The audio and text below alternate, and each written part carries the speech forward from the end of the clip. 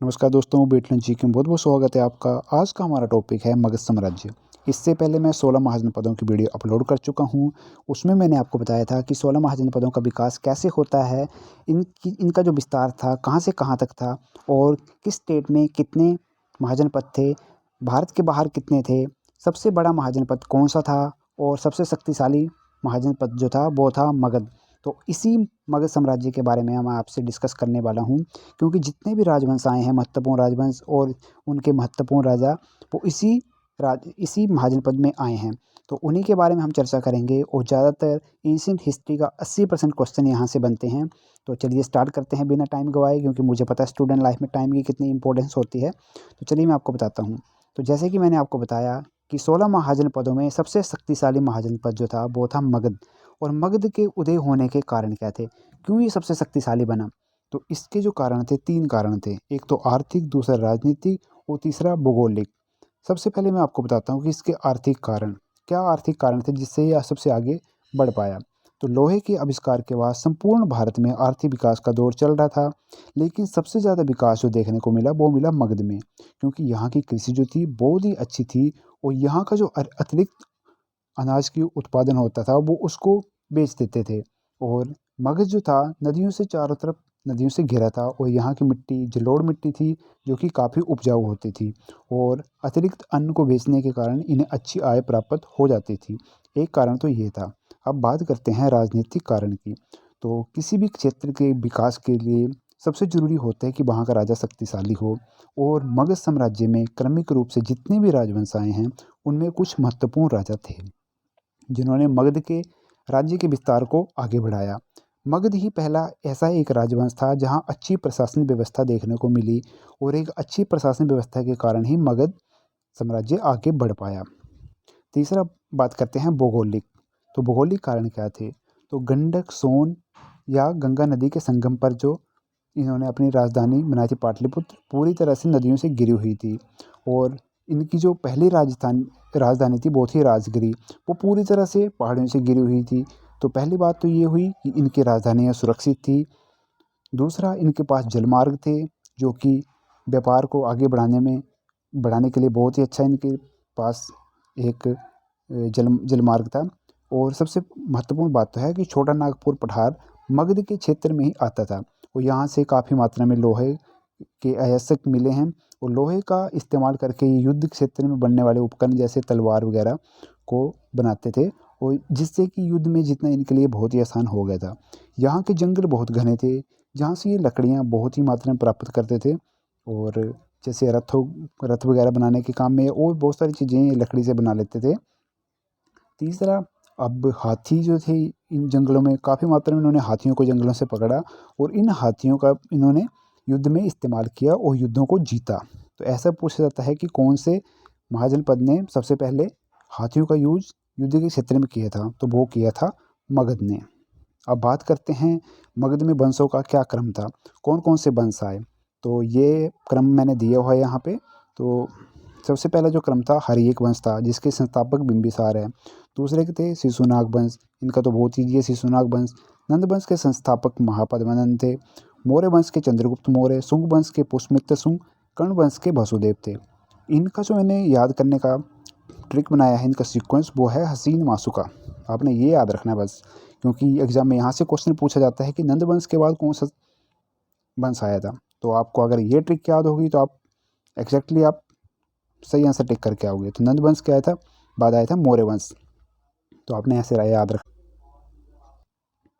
तो चलिए अब बात करते हैं हर्यक वंश के बारे में। तो हर्यक वंश का जो शासनकाल था 544 से लेकर 413 ईसा पूर्व तक का था, और मगध साम्राज्य का ये प्रथम वंश था। और इस वंश को प्रतिहंसा वंश के रूप में भी जाना जाता है, क्योंकि पिता की हत्या करने के बाद राजगद्दी पे ज़्यादातर यहाँ के शासक बैठे थे। इस वंश के संस्थापक बिंबिसार थे, और बिंबिसार का शासनकाल जो था 544 से लेकर 492 ईसा पूर्व तक था। बिंबिसार ने अपनी पहली राजधानी राजगिरी को बनाया था, और यह जो था बौद्ध धर्म का अनुयायी था। इसके यहाँ एक राजवैद्य होता था जिसका नाम था जीबक। इसके बारे में क्वेश्चन पूछा जाता है कि जब बुद्ध बीमार हो गए थे एक बार, तो बिंबिसार ने किसको भेजा था? तो इन्होंने अपने राजवैद्य जीबक को भेजा था। और एक बार अवंती के राजा चंडप्रद्योत बीमार हो जाते हैं, तो चंडप्रद्योत की सेवा के लिए भी बिंबिसार ने जीवक को भेजा था। और चंडप्रद्योत जो था ये था अवंती के राजा हुआ करते थे, जो कि मध्य प्रदेश में हैं, अवंती महाजनपद। इन्होंने विवाह जो किया, युद्ध लड़ने के बजाय इन्होंने साम्राज्य विस्तार के लिए वैवाहिक संबंध बनाए। जैसे विवाह इन्होंने सबसे पहले जो किया था अपनी एक महाकौशला देवी से किया था, और ये कौशल प्रदेश की राजकुमारी या कौशल महाजनपद की राजकुमारी थी। दूसरा इन्होंने शादी किया चेलना से, जो कि वैशाली के राजा चेतक की पुत्री थी। तीसरा इन्होंने किया क्षेमा से, जो कि मद्रा साम्राज्य की राजकुमारी थी, ये पंजाब में पड़ता है। इनके बाद जो आए, बिंबिसार के बाद इनके पुत्र अजातशत्रु आए। अजातशत्रु ने अपने पिता की हत्या कर दी 492 में ईसा पूर्व में, और शासक बन गए। पूछा जाता है कि बुद्ध के परिनिर्वाण के बाद प्रथम बौद्ध संगीति जो हुई थी 483 ईसा पूर्व में अजातशत्रु के शासनकाल में ही हुई थी, तो ये भी याद रखना है। इसके बाद आए उद्दाइन। उद्दाइन का शासनकाल था 460 ईसा पूर्व से लेके 444 तक। अब 460 में इन्होंने अपने पिता की हत्या कर दी और शासक बन गए। और दूसरा पॉइंट है, गंगा, सोन और गंडक नदी के संगम पर पाटलिपुत्र नगर की स्थापना की और इसे अपनी राजधानी बनाया। हर्यक वंश का जो अंतिम शासक था वो था नागदशक। अब बात करते हैं शिशुनाग वंश की। तो इसका जो शासनकाल था वो था 413 से लेकर 345 ईसा पूर्व का। तो शिशुनाग ने शासन किया था 413 से लेकर 395 ईसा पूर्व। बात करते हैं इनकी राजधानी की, तो इन्होंने वैशाली को अपनी राजधानी बनाया। और दूसरा, अवंती को मगध साम्राज्य में इन्होंने मिलाया था।